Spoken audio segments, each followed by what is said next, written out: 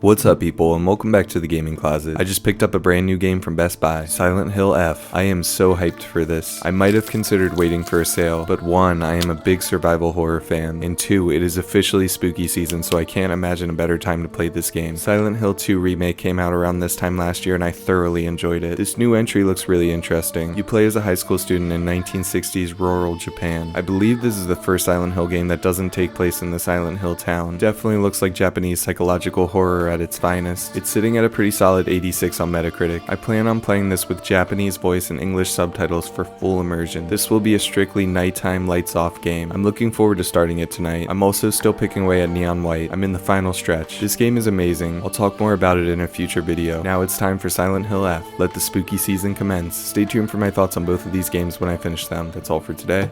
Peace.